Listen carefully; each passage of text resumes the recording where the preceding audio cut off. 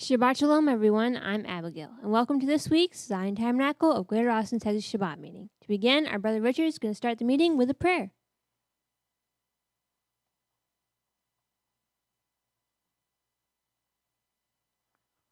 Holy Father, you're glorious in power, you're great and faithful in your love and your kindness and your mercies.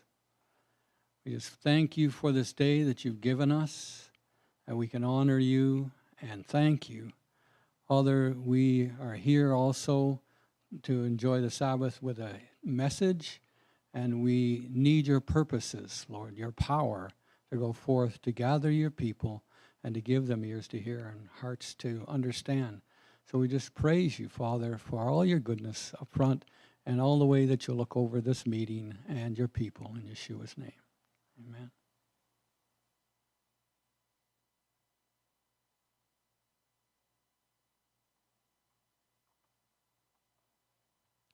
And now for a timely presentation with Eliyahu ben David.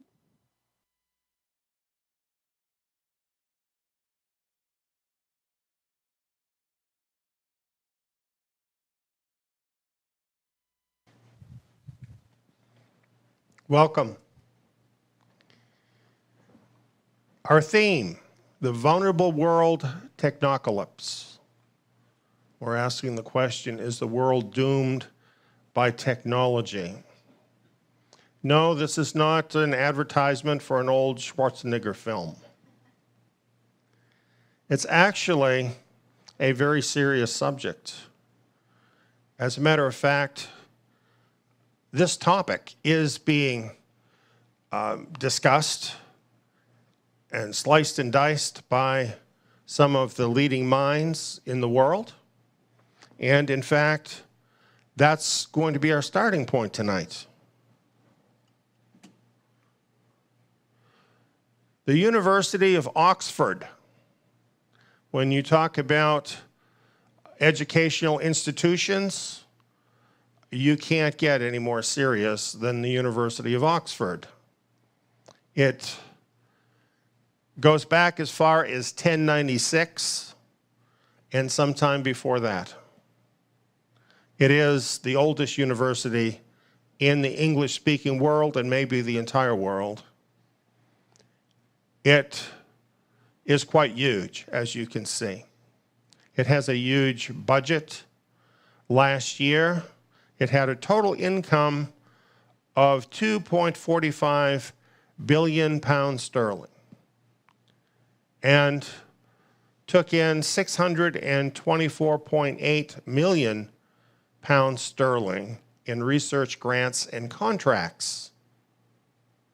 So many of the world's elite businesses, governments, turn to the University of Oxford for enlightenment.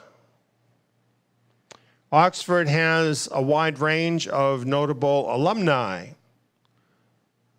including 23 prime ministers of the United Kingdom and many heads of state and governments around the world, 72 Nobel Prize laureates, and we could go on and on.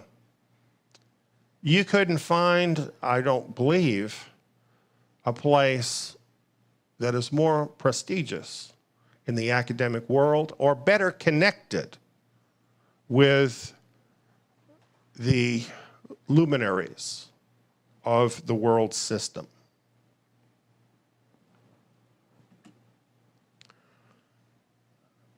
This is Professor Nick Bostrom. He's a professor at Oxford University, and he's the director of something called Oxford Future of Humanity Institute. And he and his institute concern themselves with questions of world importance and actually existential questions about the world. And as you can see here in Wired magazine, it's highlighting Nick Bostrom and what he and his institute are doing with the theme, technology that could end humanity. and how to stop it. Technology ending humanity is, in fact, what a technocalypse, there we go, what a technocalypse is. It's hard to say. Let's hope it's hard to happen. But Nick Bostrom doesn't think so. And he's thinking, and a lot of other pretty high-powered people are thinking, that we need to do something about this threat. Here's a paper that Nick Bostrom wrote as part of the work of his institute. It's called The Vulnerable World Hypothesis. This is what we're going to look at and discuss tonight, the Vulnerable World Hypothesis. And it's a fairly lengthy paper, but he has an illustration that he uses that kind of gets to the heart of what this is all about.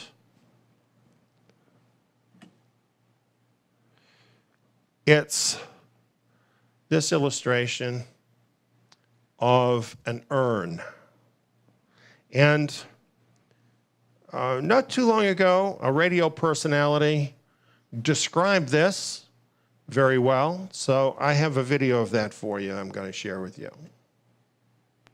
Are you familiar with the philosopher Nick Bostrom? Yeah. So Nick is a very unusual and very smart guy who focuses on questions of existential risk. And he recently wrote a paper, or at least I recently read this paper. I don't know when he wrote it, but I think it's recent, titled The Vulnerable World Hypothesis. And what he imagines is, what he asks you to imagine is that we have an urn in front of us. He calls it the urn of invention.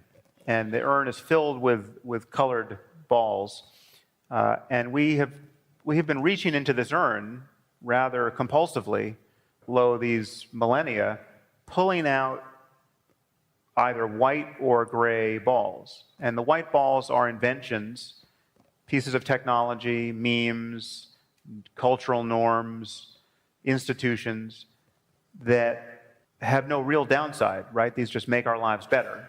And the gray balls are inventions, and they're like that have benefits and costs, right? So, being able to split the atom is one, right? You can produce energy, but it can produce bombs and, waste when you produce energy. And so there are goods and harms that come from these inventions. What he asks us to consider is that there's a black ball, or perhaps many black balls, in the urn of invention, and we just haven't pulled one out yet. And a black ball is a technology which is synonymous with the end of civilization, right? And he goes into great detail about what sort of thing this might be and what we would need to do to stabilize civilization in the face of this possibility. And so, the first thing you're asked to acknowledge is that it seems rather plausible that there is a black ball or two in the urn of invention, right? There are things we could discover that we can't undiscover that could spell our doom because it becomes so easy for one deranged person to destroy the lives of millions or billions. So, one example is that he calls it the easy nukes case. Just imagine if it were just a fact of nature that splitting the atom is much easier than it in fact is, and it turns out it only took taking two pieces of glass and a magnet and running some electric current through it, and then you've got an atom bomb, right? Now, if it were that easy to make an atom bomb, 1 in a million people would make one, more or less every day of the week, and we would just see cities going up in mushroom clouds, right? It would be the end of civilization if it were that easy to make an atom bomb. So we're just lucky that it's hard enough to refine the fuel, and to build bombs, certainly large bombs. If climate change were going to be much worse than it seems likely to be, if we were talking about a 20-degree centigrade rise in temperature over the course of the next 50 years, unless we got our act together, it just may in fact be the case that we can't get our act together in the face of that risk, and we're done for, right? So we're relying on luck in many, many places. But the punchline of this essay is that the only scenario whereby we can actually deal with this risk and respond to it should it come to pass? I mean, should we have the time to realize that we have pulled a black ball from the urn, is to have what he calls a state of turnkey totalitarianism and hyper-technological surveillance, obviously enabled by some AI that we have not yet built, but he's imagining us surveilling one another at all times in as a reasonable way as possible, with the data anonymized in all the ways we would want it anonymized, but basically to deliver a system where we could intrude on your behavior very, very quickly, Minority Report style, where there's an AI at every moment of the day watching what you're doing with your hands, right?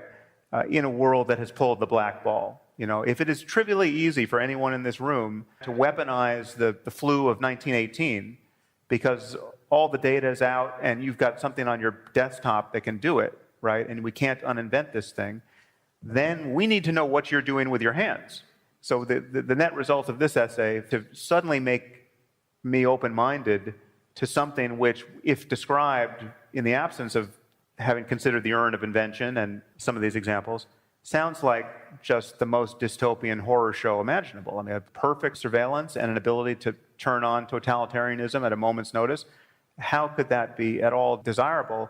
It becomes at least potentially desirable if you grant that it may in fact be the only stable state for civilization in light of what we're currently doing. And what we're currently doing is just reaching into the urn and pulling things out as fast as we can without giving any thought really to what's going on.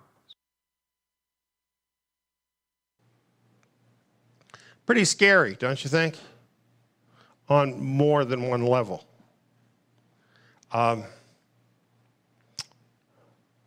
When I came across this and realized where it was from, I was stunned, to tell you the truth. It took Western civilization over 1,000 years to break free from the Dark Ages, to break free from totalitarianism. As a matter of fact, Oxford was still a university back then, during the Dark Ages. And it had a role in bringing us out of the Dark Ages.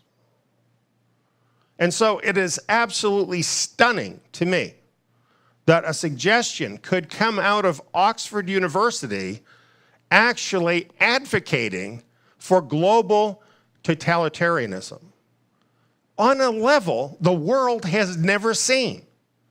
Global totalitarianism where literally every single action you do is observed and can be instantly stopped. When I put a few other things into this mix, say for instance, Elon Musk's company, an invention, whereby people can have their brains directly connected to the internet. You're being watched all the time. You do something whoever's on the other end of that wire doesn't like. Boom. The lights go out. Is that really a solution? Well, we're going to talk about that a little bit more a little later, but we want to take this thing in order. So let's talk about this entire proposal, to be fair about it. So we have the white balls, first of all, in this illustration. And these are being drawn out of the urn. These, of course, are discoveries, inventions that are supposed to be totally beneficial. And myself, I question whether there are any inventions that are totally beneficial. Certainly, many things have been designed to be totally beneficial. But I've seen mankind be so creative in the way that they can use things to cause harm and destruction. I don't think really there's anything that can be invented by man that cannot also be harmful. So I think the white balls are more of a hypothetical idea than a reality in our world. So really, I think most of the balls are gray. And these are discoveries and inventions that are both harmful and beneficial. So some things directly are that way, and you can tell that right away. Like, for instance, knives. Knives are very useful. We cut up vegetables, do all kinds of good work with knives. When I was a kid, I used to carry a penknife in my pocket, and used to whittle sticks with it. But people also do bad things with knives, don't they? So it's kind of in the gray area. Gunpowder, the same thing. You know, for a long time, and even today, people have used and do use gunpowder as a means of securing food for their family. Not a bad thing, but I don't have to tell you how otherwise gunpowder can be used that's not so good. Money. Money can be a good thing if it's used wisely, but the love of money is the root of all evil. Computers. I spend a good part of my day in front of a computer, and I hate it every minute. I don't hate what I'm doing, but I hate the computer. I feel like I'm fighting with it all the time, and I feel like I don't really own it. Do you know what I mean? My computer seems to be always wanting to tell me what to do instead of doing what I want it to do. So I kind of see my computer as in this gray area. I need to use it for beneficial purposes, but trust me, I'm not in love with it. Then we have the black balls. We hope there's not too many in there because they're catastrophic. As soon as they get pulled out of the urn, they have the potential of destruction of our world. Now, when I heard this illustration, I'm thinking there are some existing technologies that may already be catastrophic to our world, and it's just a matter of time. For instance, I'm sure you thought of this one. This comes immediately to mind, doesn't it? Global atomic destruction. It could happen very rapidly. It could be a cascade effect with many nations participating. And very soon, in a matter really of minutes, the whole world could be turned into a cinder. And according to the doomsday clock, we're only 100 seconds away on that clock from this happening out of the potential of 12 hours. That's very uncomfortable. But that's not the only technological threat that we're facing. It just is the most obvious one. There's really a lot more, and it's because of our vulnerable world, friends. In our vulnerable world, we are over-dependent on the system. You know, there was a time when every family had a family farm, and they were able to take care of themselves for the most part. That is a thing of the past for almost everybody. We are totally dependent on the system. We probably don't even know everything we're dependent on. Just in time, the just-in-time supply chain. You don't really think about that. You think you can just go to the supermarket and get what you want whenever you want. But the reason it works that way is because everything is planned to be shipped just in time. As long as the system's working, it's great. But what happens if the system goes down? What if it goes down for an extended period even? Then what are you going to eat? Once people can't eat, the world gets very ugly. So something as simple as the supply chain can be a big problem. We've had some disruptions lately in the supply chain, and thankfully it hasn't been with the staples we need to survive, but it has been enough of a reminder to us for us to realize that things like medical supplies and even the humble toilet paper is something we rely upon, but if the supply chain breaks down, you don't have it. Imagine if it's everything in the store. Electronic money. How much cash do you have in your pocket right now? Let's say there was a global disruption of electronic money. How long would it take before you literally could not survive? What about if you need a crisis response? Because let's face it, if you don't have what you need to survive and you're in a crisis, you need somebody to help you. What about those people in Louisiana, in Hurricane Katrina, that were trapped in the big stadium, thousands of them? Can you imagine that?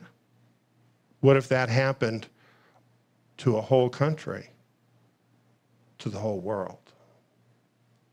We are so dependent on the system. And of course, if you have a massive breakdown in the system and society reacts to that harshly, you could have a cascading effect of violence throughout the world that could literally destroy civilization. So system failure is a huge thing. Well, what could cause that? How about a global internet crash? Any system is literally impossible to rule out every conceivable threat. The nature of catastrophe is exactly that. You don't see it coming. I liked, well, I didn't like it, but I thought this was interesting, that it has been studied that the average American relies on the successful operation of more than 250 computers every day. Every day.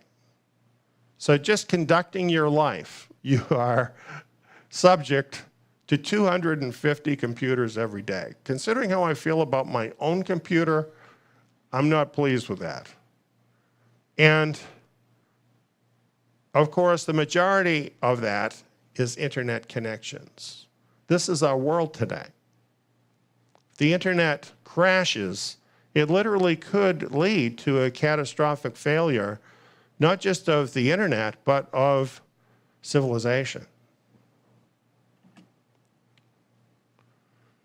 A stock market collapse can have major impact. It can be much worse than what we experienced in 2008. Much worse. It may get much worse. A satellite cascade. I'm thinking this is not something we think a lot about. But of course, our entire system today depends on satellites. Communications, electronic communications are absolutely vital to the survival and the everyday operation of our system. If you take the satellites out of the picture, then everything crashes and goes down. And this is something that can happen. The Union of Concerned Scientists, isn't that an interesting name, Union of Concerned Scientists? They would know what to be concerned about, I'm thinking. And they think we should be concerned about this. They say there are over 1,100 active satellites in orbit, with around 60% of them used for communications. And then an additional 2,500 inactive satellites circling the Earth too. So the possibility of this cascade getting started is very real, However, we're going to add to that because Elon Musk wants to put tens of thousands of satellites blanketing the Earth. And Jeff Bezos, he wants to put a whole bunch of them up there too. And a number of other billionaires also are planning this. So the number of satellites that are in orbit right now is going to be totally dwarfed by the number they have in mind. And one expert says the worst case is this: you launch all your satellites, you go bankrupt, and they all stay there. Then you have thousands of new satellites without a plan of getting them out of there, and you would have a Kessler type of syndrome. In other words, a cascade where they start bumping into each other and then, like dominoes, just taking them all out. That could happen. Power grid blackout. Well, we have these from time to time in different places, and they're never fun. People do die sometimes because of blackouts, because they don't have enough heat, or where they are is too hot and they don't have any cooling. A series of blackouts in India impacted 700 million people, 10% of the world. If you had a total blackout, that's a technocalypse. Oil and gas disruptions. The world is dependent on oil and gas. What we've got here is a disruption from COVID-19. You've got all of these tankers just anchored off the coast because there's such a glut of oil, there's nowhere to put it. Imagine the opposite scenario. You know, things can change in ways that we never could have imagined. This picture is one of those things. You know, I lived through the shortage of gas in the 70s. We had long lines waiting at the gas tank to get gas, and we were paying way too much for it. And when you've lived in that world and then you look at this picture, you think, whoa, things can really change. They can change really fast. They have changed really fast, haven't they?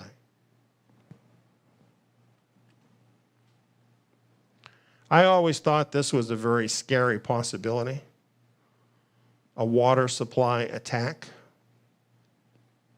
This seems to be a favorite of TV shows and movies as well, because we're so vulnerable regarding water. We absolutely have to have it in order to live. Do you have a well? You might have a well where you live. Most of us don't now. We depend on that water company to pump that water to us all the time. What happens when that stops? What if there's a coordinated attack deliberately taking out the entire infrastructure? Well, that sounds pretty ridiculous if you had to send people all over the place to do it. But in the computer age, that's a whole different story. If you can get a computer virus into all these different systems, you totally can take down the entire system.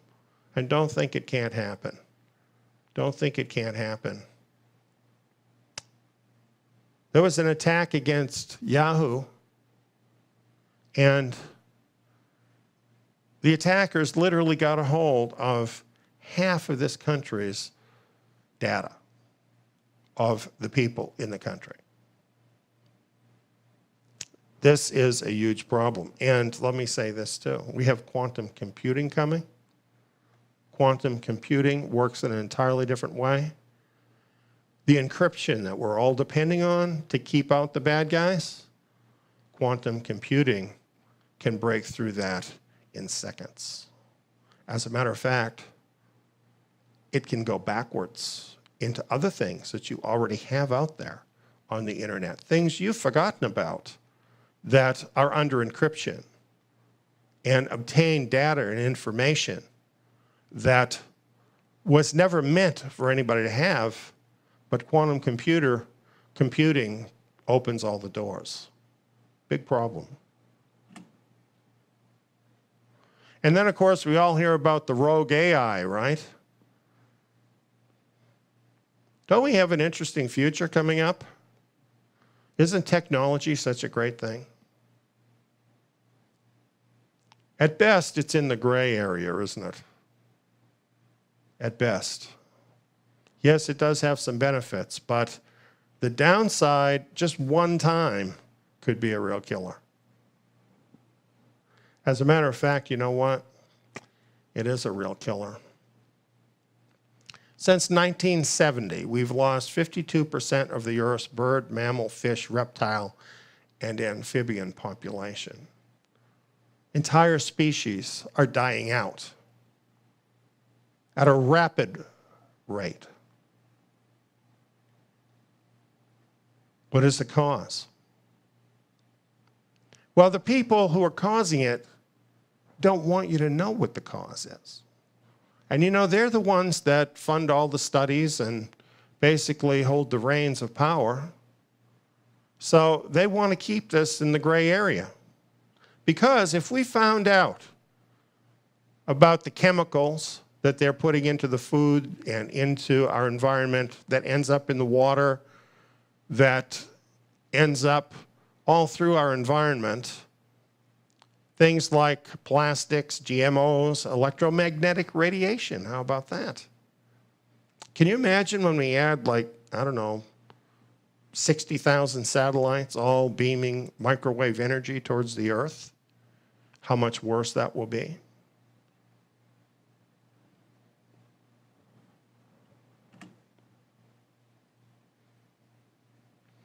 Here's just one indication of how dangerous electromagnetic radiation is. There was a study done. The scientific journal Human Reproduction published a shocking finding in 2017. The bottom line, sperm count has halved in Western civilization since the 1970s. Sperm count has dropped by over half. And it's getting worse because guys are doing what you see in the picture. Everybody's carrying around a cell phone. And it's literally cooking men's sperm. And many men are becoming infertile because of carrying the cell phone around, let alone holding it to the side of your head, friends. Electromagnetic energy.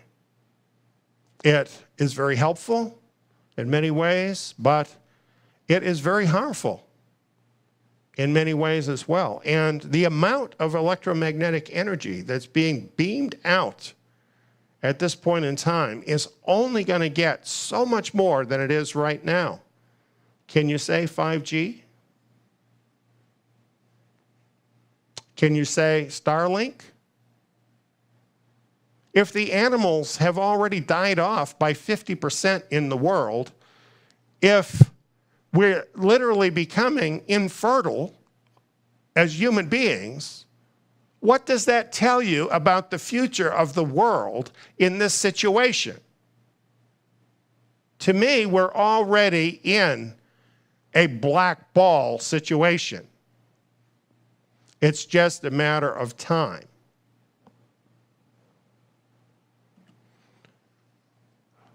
Then we have designer bugs. This is the new favorite because it's during this last decade that the ability to do this has been perfected. As this article points out, new tools from the field of synthetic biology could endow scientists with the frightening ability to design and manufacture maximally dangerous pathogens, leapfrogging natural selection. leapfrogging nature is how I would put it. And it also says, no obvious physical or biological constraints preclude the construction of such potent biological weapons. According to biosecurity expert Piers Millett, if you're deliberately trying to create a pathogen that is deadly, spreads easily, and that we don't have appropriate public health measures to mitigate, then that thing you create is amongst the most dangerous things on the planet. I guess I should let you read it too.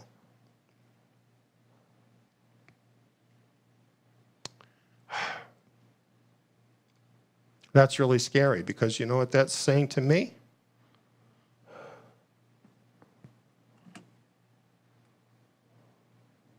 A year ago, we were warned. A year later, it happened.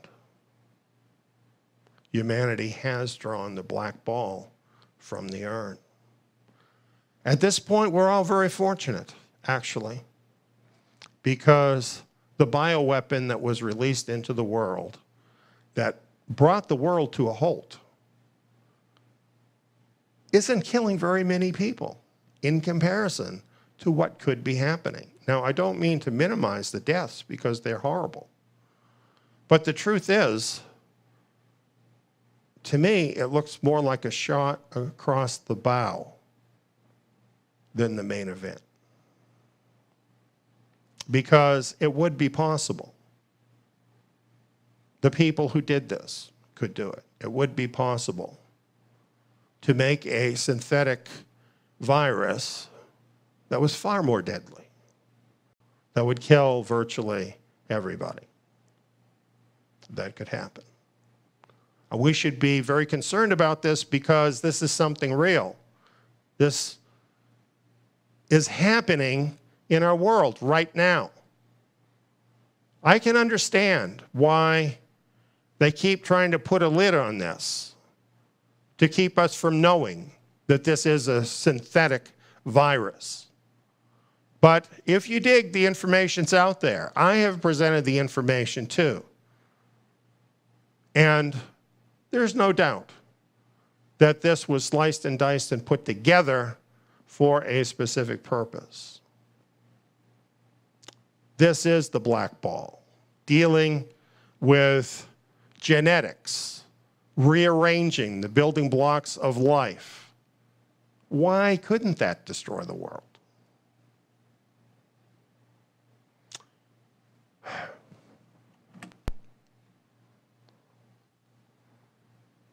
And here is sort of a big category. The black ball could be the catastrophic technology we don't know about yet. You see, there could be other things that we don't know. And when they're discovered, they could be immediately catastrophic. Because that's where we're at, friends. That's where we've come to in the 21st century. Nobody is controlling these people. Nobody is stopping these people. They're doing whatever they think they can make a buck on. This is a very dangerous situation. This is a vulnerable world. And actually, this has been known for decades that the world is a vulnerable world and it's headed for trouble. I have a little video I want to share with you from 1972.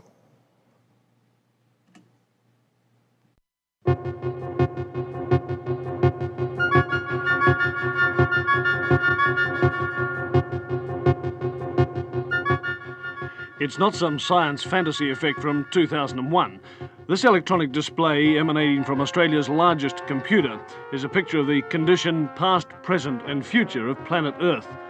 The program was originally devised by a scientist working from the Massachusetts Institute of Technology, Jay Forrester. It was developed under the auspices of the Club of Rome by an MIT research team to present a complex model of the world and what we humans are doing to it. The program, called World 1, doesn't pretend to be a precise forecast. What it does for the first time in man's history on the planet is to look at the world as one system. It shows that Earth cannot sustain present population and industrial growth for much more than a few decades. It shows that simply cleaning up our car exhausts and making some small effort to limit our families simply isn't enough. It's like an electronic guided tour of our global behaviour since 1900 and where that behaviour will lead us. Well, this is the printed version of what we've just seen on the television screen. And what looks at first to be just a maze of computer characteristics is really a system of very simple graphs which project what's going to happen to the planet over the next 150 years if we don't do something drastic to stop it. Down the left-hand side of the graph is the date, 1900, 1940, 1980, 2020, right down to 2060. Now, each of these lines of letters represents a curve showing some aspect of the condition of the planet. The further out this way they go, the greater that figure is. The further this way, the less. For example, P represents population. So here it is at 1900, and then it comes up to 1940, it starts to take off. Here we are at 1980, up to the turn of the century, and then it starts to peter off. Let's now have a look at this next curve, the Q curve, which is the quality of life. And this is represented by, for example, the amount of space people have, the amount of money they have to spend, the amount of food they have to eat. Now, it increases rapidly up to 1940, but from 1940 on, the quality of life diminishes. And here we are about the turn of the century, and we come up to the year 2020, and it's really come right back.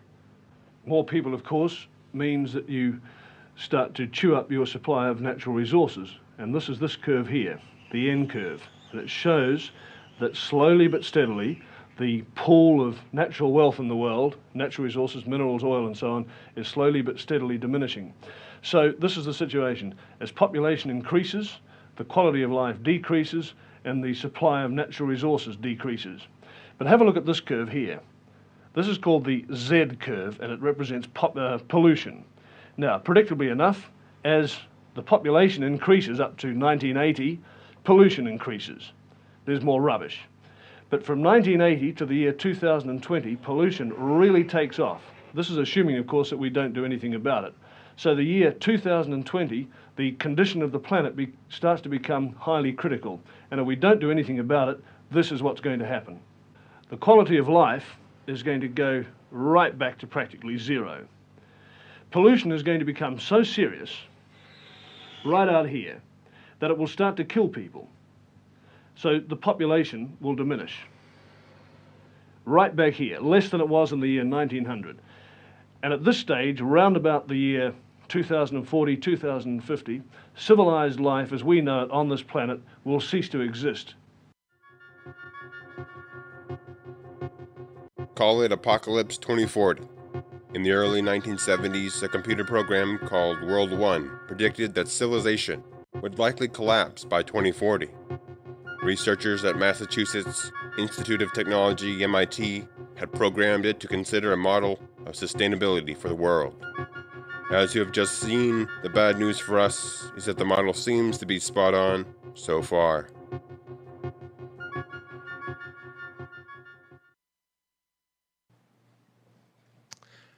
That was interesting, wasn't it?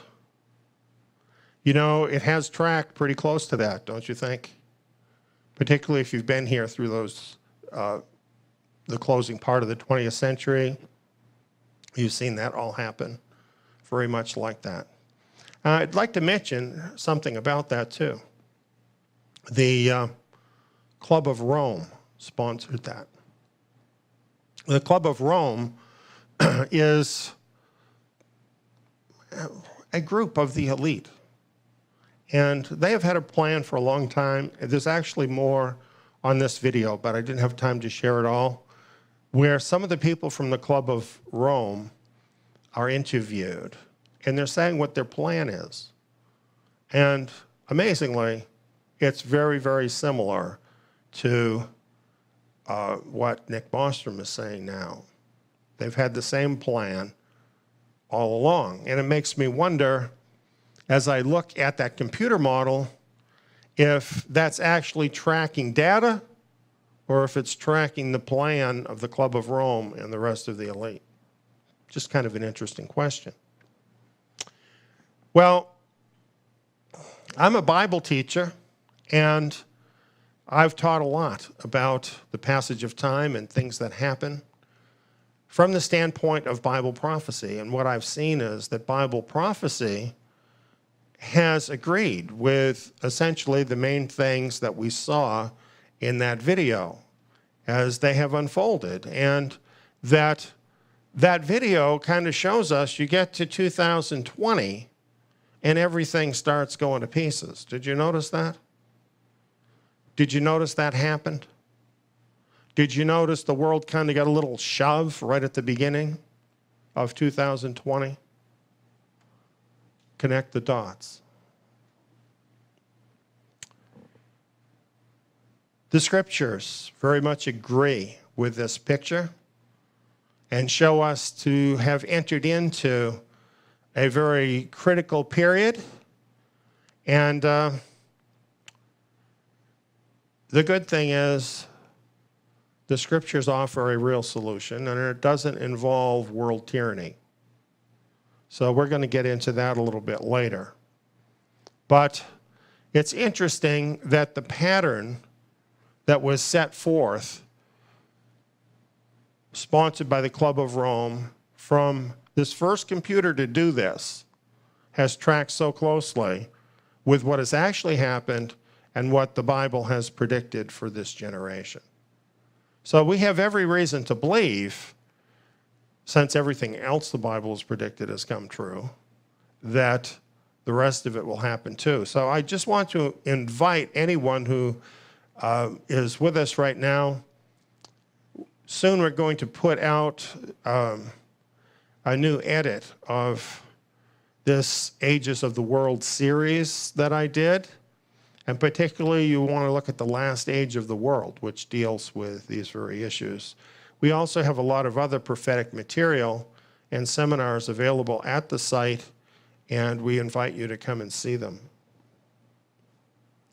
So that's pretty much the picture of what has happened. So I guess what I want to say is the first part of the illustration, I think, is true, that we have brought a lot of black balls, or I would say gray balls out that could be good or bad.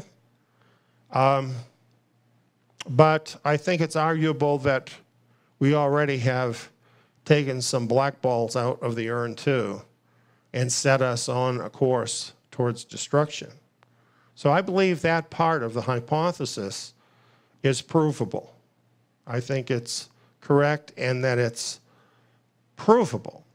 But then this brings us to this part of the this part of the proposition, that the solution is the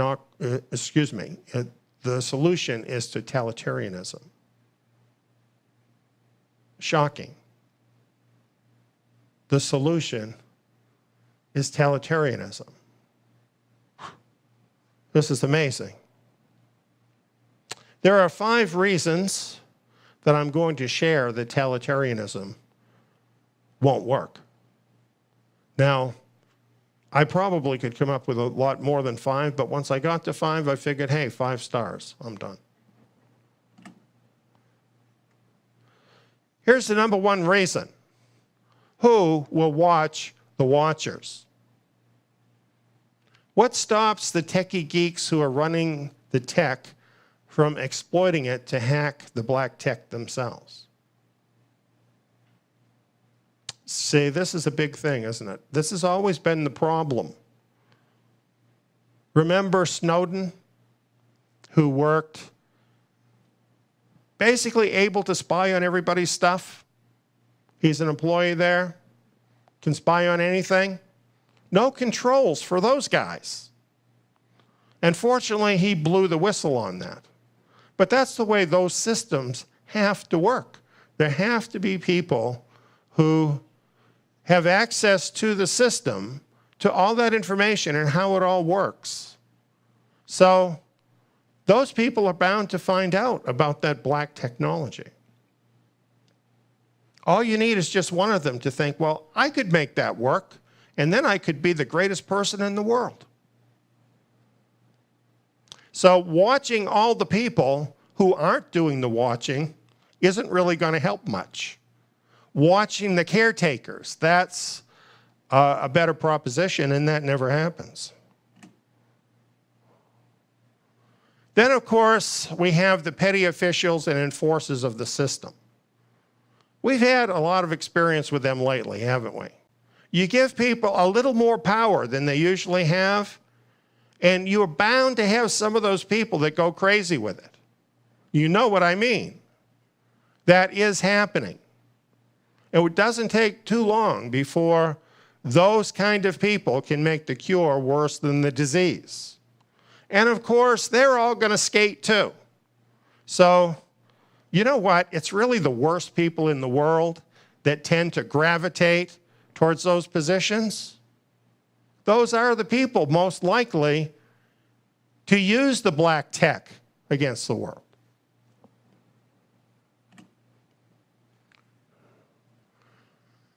And what about blackball coercion? What stops our all-wise overlords from using the blackball scenario, even when it isn't real, to dominate people and control their lives? Nothing. And number 5, which happens to be my favorite, elites and governments always get a pass, yet they are far more dangerous than the common man.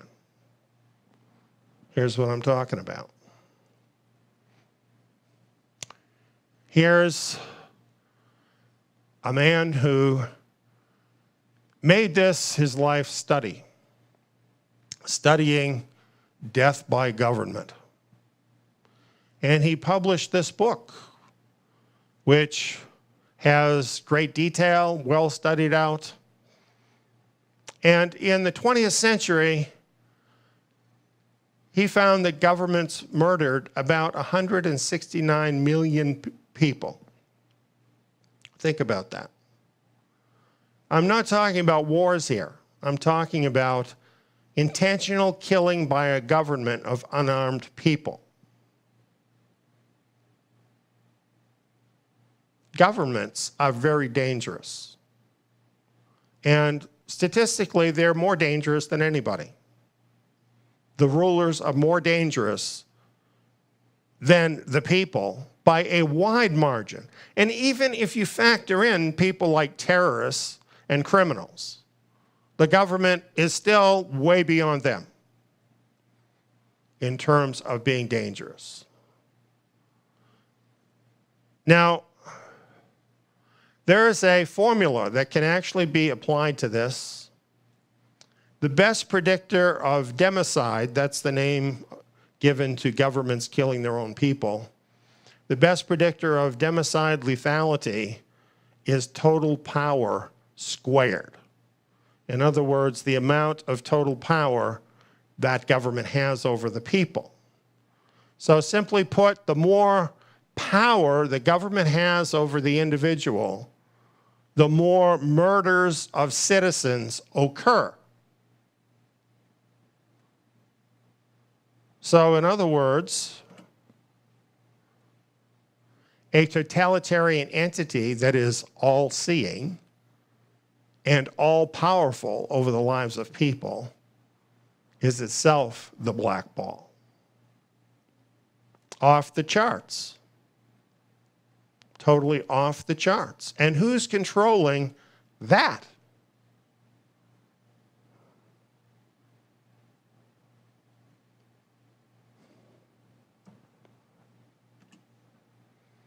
When I considered all of this, I thought surely Nick Bostrom knows these reasons and others with him eliminate totalitarianism as a solution. It's a preposterous solution. And You know, most of us are not college professors, but we can figure this out, that this is no solution. So I'm wondering, why put forth a solution that is obviously wrong?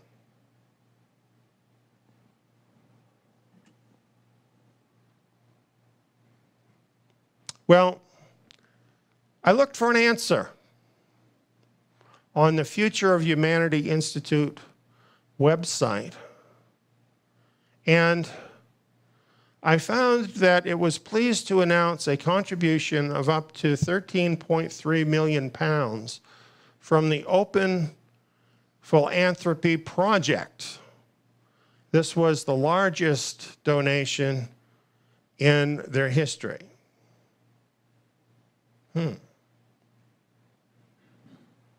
So what is this? What is this Open Philanthropy Project? I know I never got a donation from them. Don't expect one either. This is a foundation, a charity. You know, these billionaires all love to set up their charities. And this is one set up by Dustin Aaron Moskovitz, and he is the co-founder of Facebook. And what his foundation does is it identifies giving opportunities and makes grants. And of course, they get money from other billionaires too, that they can loan, that they can give out. But Open Philanthropy is tasked with giving away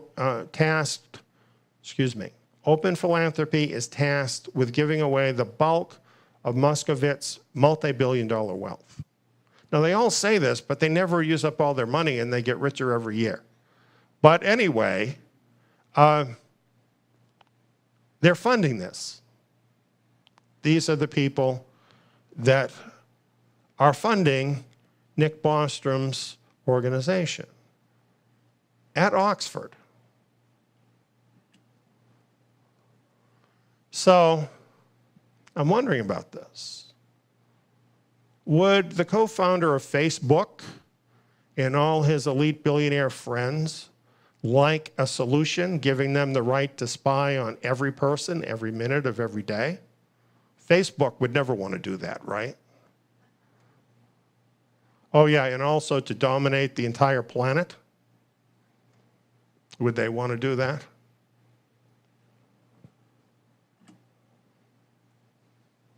Would the globalist elite pay money for a new excuse to surveil and dominate every person?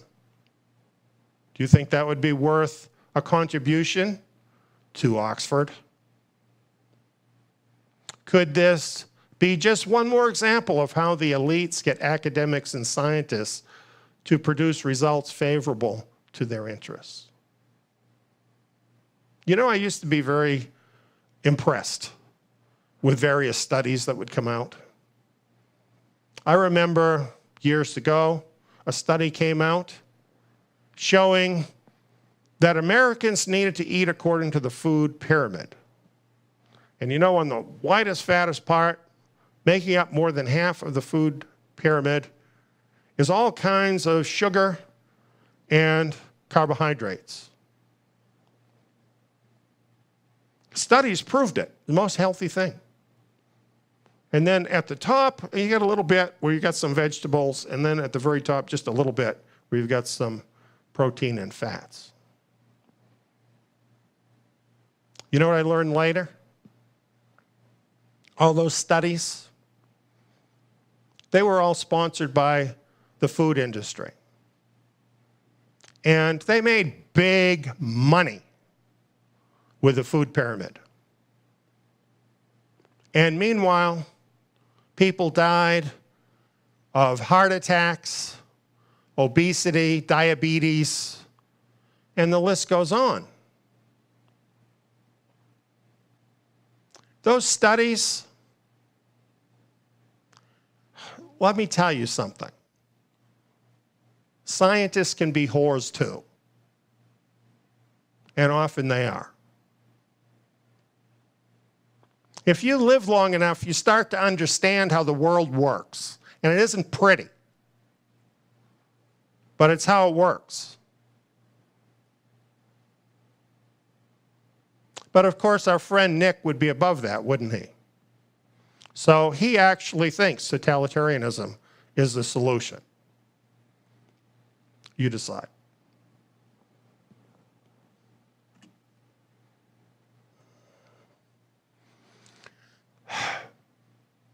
So why did they fund this? Why did the elite fund this at Oxford, the most prestigious institution on the planet, arguably? Why did they fund it? They need the support of this theory. And now that they have it, this vulnerable world hypothesis, it is energizing the elite. Because you know why? It gives these morally degenerate people who are totally selfish, but don't want to be seen by the world as being selfish, a moral justification to do literally anything to force humanity under a yoke of global tyranny powered by unprecedented technology. You see, now they can claim they're doing it for you. It's all for your safety, friends. Have you ever heard that before?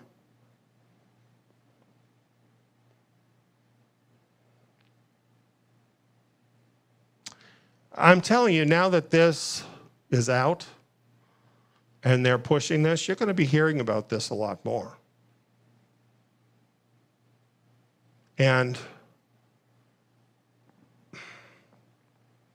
we're in a new era. We've come to a new level.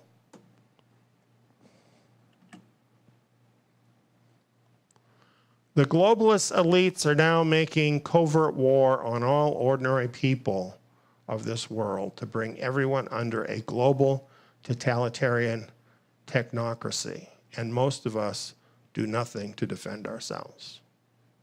We don't even believe it. Most of us don't even believe it. And I think even now, where most everybody that's hearing this, you may have lost your job. You may have lost your business. You have been isolated away by yourself. Your life has been totally affected and changed by something that you had no control over. And yet you still don't know you're at war. This is a bioweapon, friends. You may not like it, but somebody is making war on you. Wake up and smell the coffee. Life is not going to go on like it always did. I know you want things to get back to the way they were. Well, they never are going to. Never. Oh, it might change back a little bit, just to throw you off a little bit, but the next thing is coming. Trust me. These people are absolutely determined to bring the world under totalitarianism and to do it soon. And they have means. They hold the keys to all the doors. They have all the levers of power. They have money, lots of money, control over the money. They have the technology. This is not a movie. This is real life. It's on, 100%.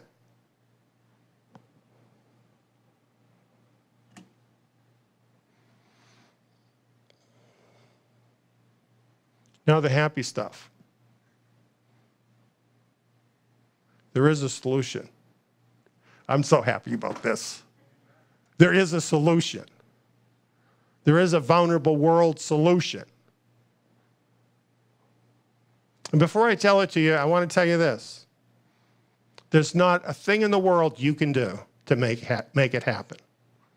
I'm going to tell you what I'm not going to say. I'm not going to tell you to contact your senator and congressman. You know why? They're on the take too, probably. And if not, they're powerless over this. And you're powerless over this. There will be opposition. There will be pushback against all of these would-be dictators. This is going to happen. Unfortunately, there will be gunfire and worse. Don't get connected with that because it's a lost cause. You know America? America's over. The America you knew, or thought you knew, or that you believed in, that's over now. It's just a matter of time. You can't bring it back because its time is over. I don't like telling you that. Somebody has to tell you. And if you happen to be a spiritual person, don't take my word for it. Talk to your Father in heaven and say, is this true? Is it really true that America's over? And have the courage to listen. Because you need to catch up with what's going on if you're going to get through this. You got to get your head out of the sand if you're going to get through this. You're going to have to look at the world as it really is. You're going to have to see what's really going on if you're going to get through this. Our Father in heaven has the solution. We just need to work along with him. Peaceful. We're called to peace.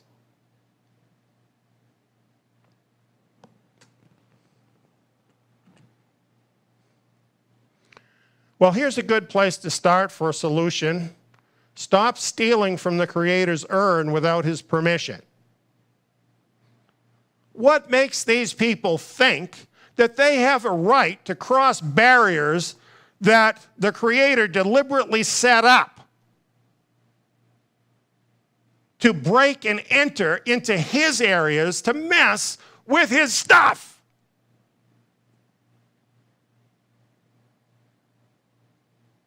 Cut it out. Stop it.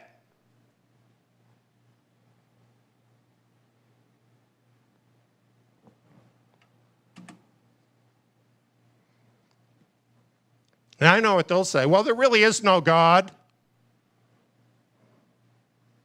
The fool has said in his heart, there is no God. They are corrupt and have done abominable iniquity. The things we're talking about are abominable iniquity. And the excuse, well, if we don't do it, somebody else will, doesn't work. There is somebody watching you. He who created the world is watching you. You are accountable whether you want to accept it or not accept it. It's still true. It's his world, not yours. Hands off.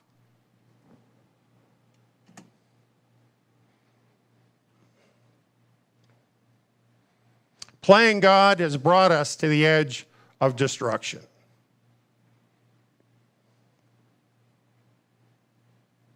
Right now.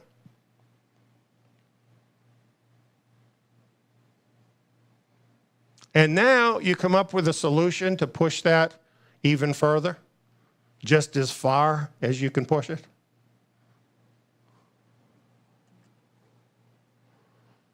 Which is to say, the fools will not turn back to God and repent. So the solution is not convincing these people to change their mind and be good people. They already made their choice. They wouldn't be who they are unless they'd already sold out to Satan, would they? So stop worrying about them. They're the enemies of God. They're the enemies of humanity. If some of them repent, all the better, but don't expect it.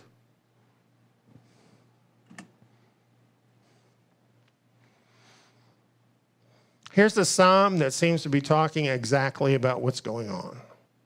Psalm chapter 2, a prophetic psalm. It starts out, why do the nations rage and the peoples plot a vain thing? Taking over, total control of the world, right down to every movement of every person. Taking the place of God is a vain thing.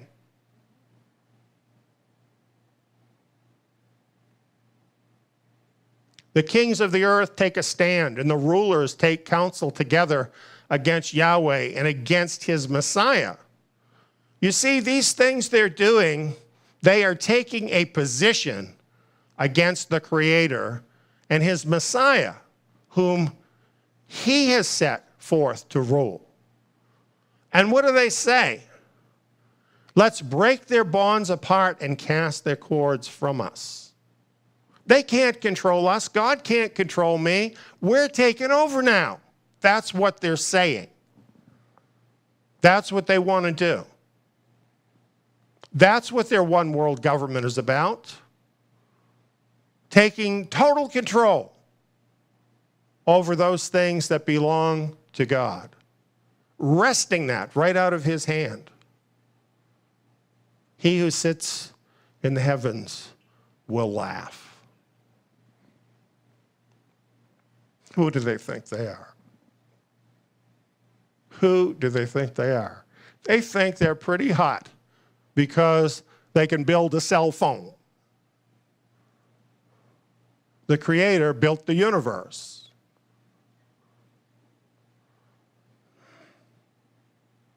He will speak to them in anger. Yet I have set my king in my holy hill of Zion. Long ago, he determined who would rule this world.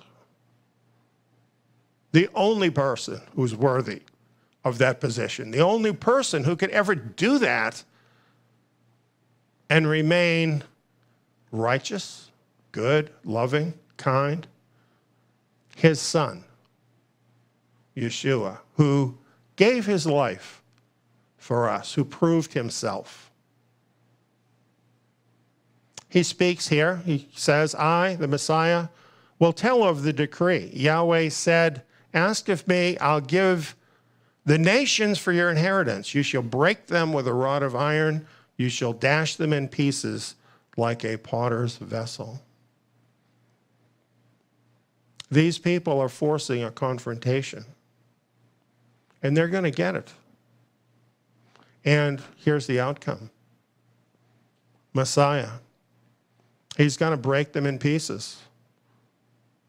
They're going to find out they're not the masters of the universe that they think they are.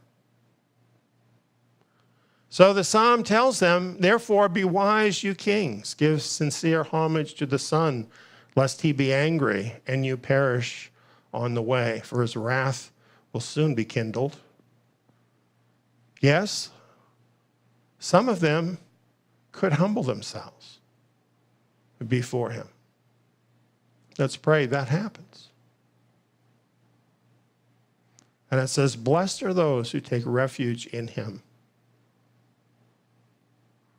Now that's talking about the Messiah.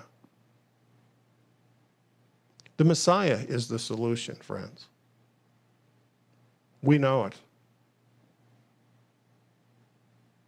He is the solution. He didn't create us in freedom so these people could take over our lives and totally dominate our every move. He's not down with that. Because if we're giving them our entire lives, we're not giving him the service he deserves.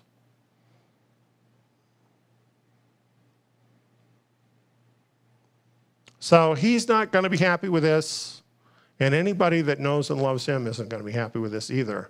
And this is going to come to a confrontation.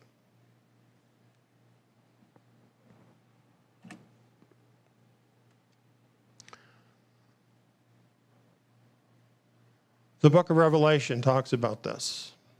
Revelation 11, 7 through 18. Revelation gives us a look into the future of the end of these days, speaking this prophetic prayer.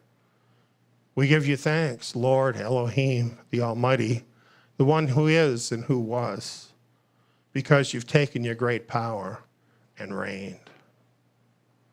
The nations were angry, and your wrath came, as did the time for the dead to be judged, and to give your bondservants, the prophets, their reward, as well as the holy ones, and those who fear your name, to the small and the great, and to destroy those who destroy the earth.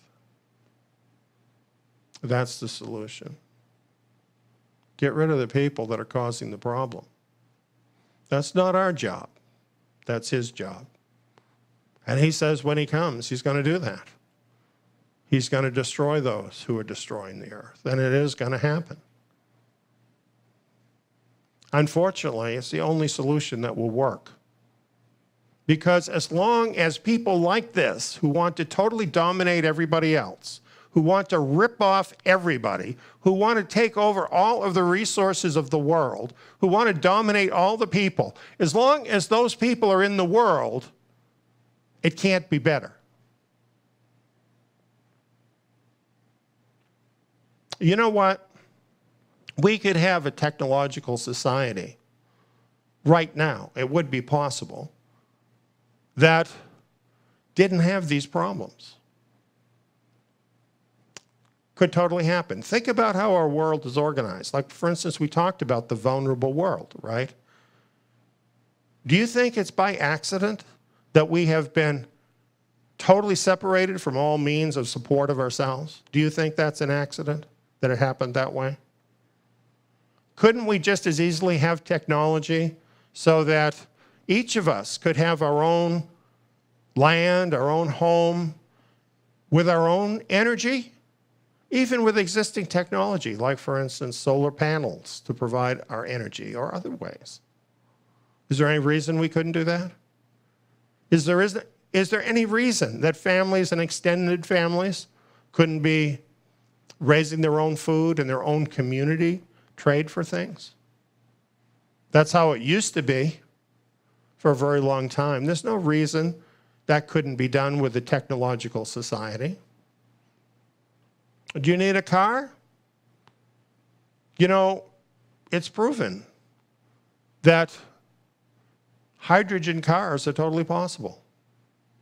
You could actually use water as fuel. You wouldn't be dependent on Exxon, big oil, at all. Everything is set up in such a way that we're all dependent on the elite of this world, and we are all supporting them. And they are draining everything away from us. It's all set up that way. And it's all set up to make us dependent on them, because that way we have no means to fight back.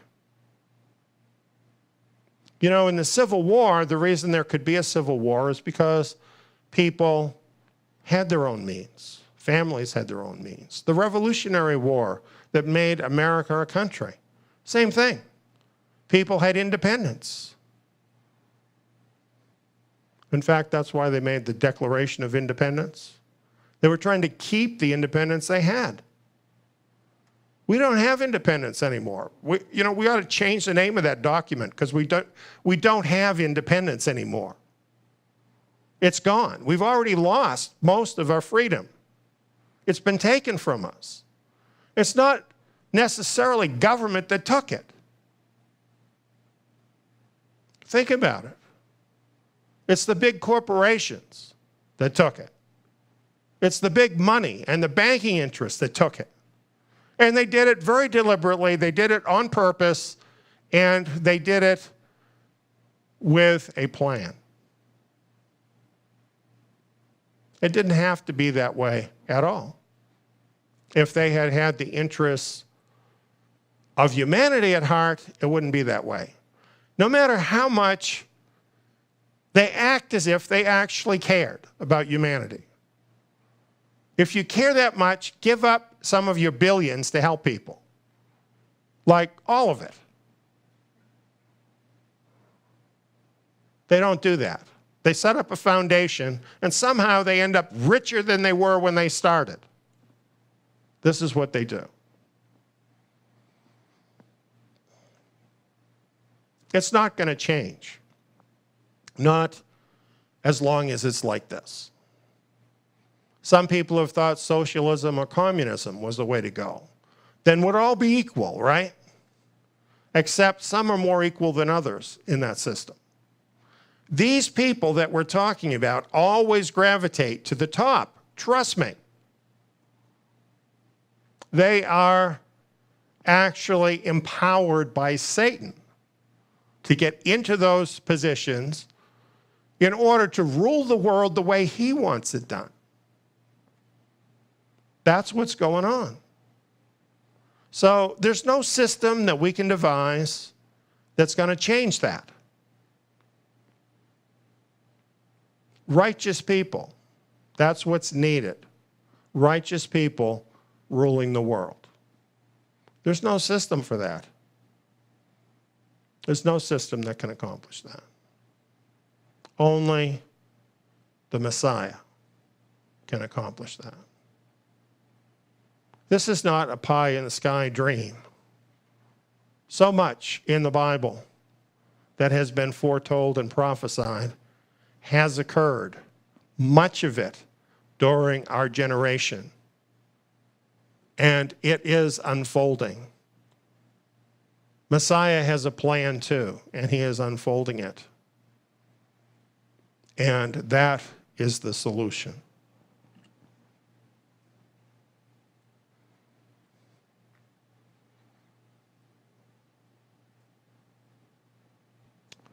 So here we are.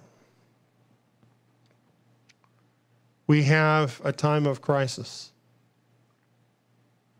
We're living in a time of crisis.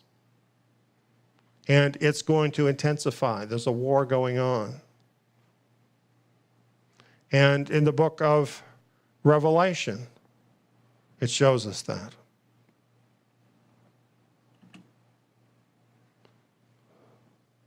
Global totalitarianism. That's what we're looking at. You know, there's never been totalitarianism like this. They've wanted to do it, but they haven't been able to do it. Just imagine what they're proposing. Being able to use technology to track every person's movements in real time all the time. And whatever they don't like, to be able to instantly censor.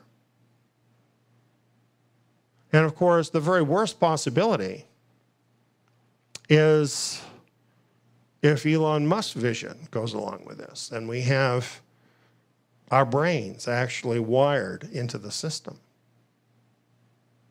Imagine that. What they're envisioning, there's nothing like this. There's never been anything like this. Yeshua talked about it in Matthew 24. He says, "For then there will be great oppression." Isn't that a good name for this? Great oppression, such as has not been from the beginning of the world until now, no, nor ever will be again. Could you describe this any better than that? Unless those days had been shortened, no flesh would have been saved. But for the sake of the chosen ones, those days will be shortened. Isn't that exactly what we've been talking about? Facing the possibility of the end of all life on earth. And we're there. And we're reassured.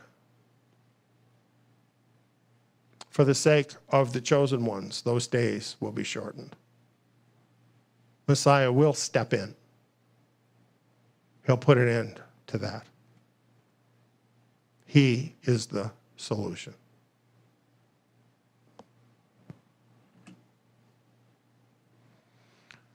He also said in Luke chapter 21, so be careful, that day will come on you suddenly, for it will come like a snare on all those who dwell on the surface of the earth.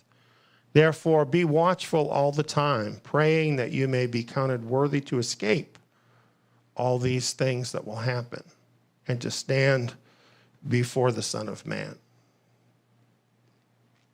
We have a time that we've entered into that is going to get progressively closer to that totalitarianism until it actually totally takes over. That is going to be increasingly difficult. That's what's going to happen. And it will involve oppression.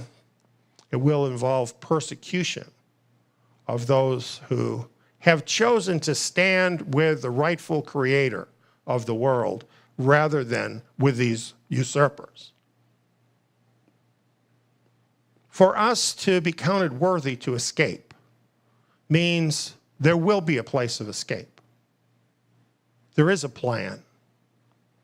It's outlined in Scripture, and somehow most churches don't know anything about it. They've never heard of it. They don't understand it. They don't get it at all. Instead, they've put their trust, many of them, into a pre-tribulation rapture. They got all their marbles in that. And that's all based, unfortunately, on an error. That's not the answer. It's not the answer.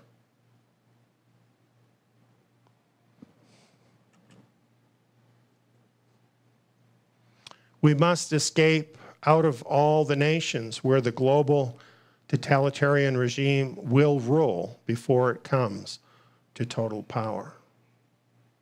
You see, if you're still in the situation you're in right now, where you are just totally dependent on the system, wherever you live in the world, how are you possibly going to resist this global totalitarianism? Well, I'm sure you have to give me that. But you're probably thinking, yes, but we're talking about the whole world, so how can you escape that? Well, there is a plan for that. There is a place, in fact, that some 4,000 years ago, the Creator promised us to be our safe place in this world. If only we would side with Him. If only we would honor Him. There is a plan. There is a place. Pray that you will be counted worthy of being part of that.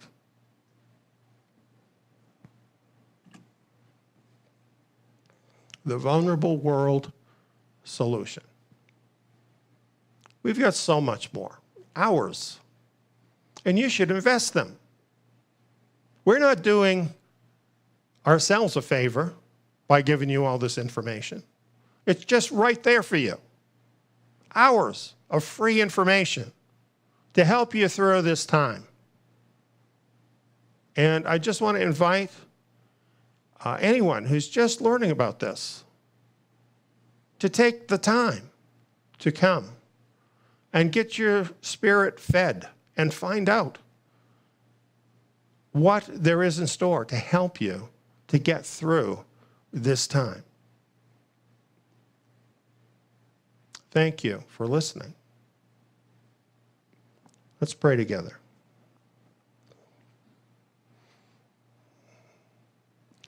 Our Father, I just want to thank you so much tonight for your word and the wisdom that you've put in there to help us understand and see the deceptions that are around us in this world. And I just pray, Father, for our viewers, whether they're with us for the first time or our old friends. Father, open all of our eyes to see the reality of where our world is at right now and where it's going and why it's going there. There is a plan, a very sinister plan. You foresaw it in your word, and it's being played out. And Father, we need to understand so that we can take a stand with you. So Father, I just want to pray for folks to turn their hearts towards you. I pray right now that they will do business with you, that they will come to you in prayer, that they will see the gravity of the situation this world is in right now and where it is headed, and that they will do personal business with you and pray that they will be counted worthy of escaping. Father, thank you for the privilege of being able to share this message with folks. And Father, I just pray for them. I pray for the righteous. I pray for those who are inclined towards righteousness. I pray for those who are appalled by the idea of total and complete dictatorship of this world. I want to pray for those who honor your name, Father, and who you are. Show us the way, Father. Lead the way. Bring us home. We pray in the name of our Messiah, the rightful ruler of this world, Yeshua. Amen. Now here's Abigail.